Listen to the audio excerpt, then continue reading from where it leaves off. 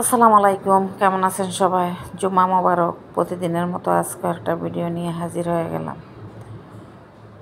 তো আজকে কি রান্না করলাম সেটা আপনাদের সাথে একটু শেয়ার করব। আশা করি আমার সাথেই থাকবেন। গরু মাংস রান্না করতেছি। তো আমার গরু মাংস রান্না করি আর মুরগির মাংস রান্না করি। আমার একটু টমেটো দিতে হয় সাথে। তো সব কিছু দিয়ে দিলাম, আর বাচ্চারা একটু আলু পছন্দ করে গরুর মাংসের সাথে, সেটাও দিয়ে দিলাম।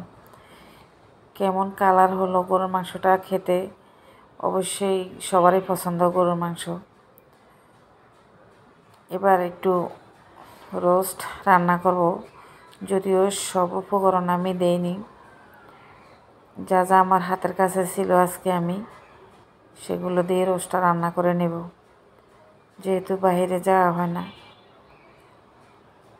সকালে বৃষ্টি হচ্ছিল,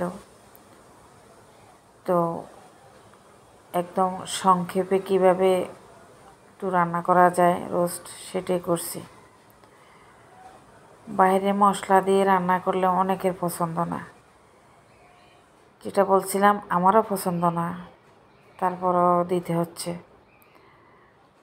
একটু টমেটো সসটাও দিয়ে দিলাম, এতে খেতে অনেকটাই ভালো লাগে।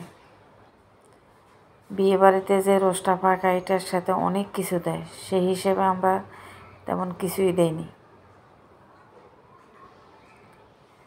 তবে আমি দই দেইনি, কিন্তু আমার এই আদা রসুনের সাথে বাদাম বাটা আছে। আর অবশ্যই দুধটা তো দিয়ে দিলাম, দুধটা অবশ্যই লাগে। কয়েকটা কাঁচামরিচ ছিটিয়ে দিয়ে দিছি একটু ফ্লেভারের জন্য, সাথে 1 চামচ ঘি দিয়ে দিলাম।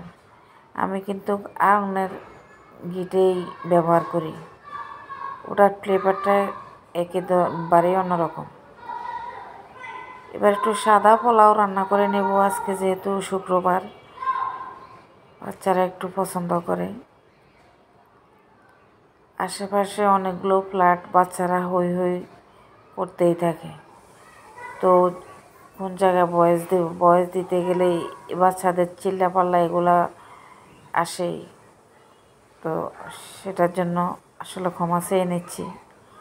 কী আর করা বলুন, রোডের সাথে বাসা, গাড়ির আওয়াজ তো থাকবেই, আছেই, সেটা আর বলার কিছু নেই। অবশ্যই আমার ভিডিওটা একটু সবাই দেখবেন কষ্ট করে। অনেক দিনে বলছি, এখন আর বলতে ইচ্ছেও করে না, আমার ওয়াশ টাইমগুলো কেটে নিয়ে যায়। তো সেটার জন্য আপনাদের কাছে একটু সহযোগিতা চেয়েছি, যদি আমার ভিডিওগুলো একটু কন্টিনিউ দেখতেন তাহলে ওয়াশ টাইমটা চলে আসতো। আগে এই পানিটা ফুটিয়ে রেখেছি। ফুটন্ত পানি দিলে পোলাও হতে একদমই সময় লাগে না, 2-3টা পলক আসার পরেই একদম পানিটা টেনে যাবে, গায়ে গায়ে চলে আসবে। ঢেকে দিয়ে দিলাম।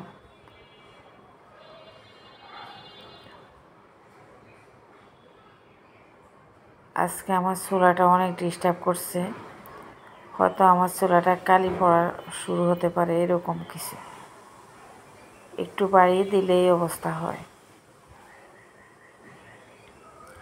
এবার একটা খোলা দিয়ে দিচ্ছি, অবশ্যই দমে দিতে হবে, খোলা না দিলে কিন্তু লেগে যায়।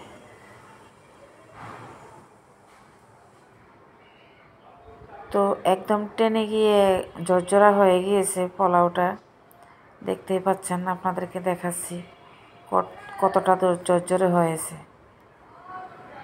যেহেতু সবাই একসাথে খেতে বসবে,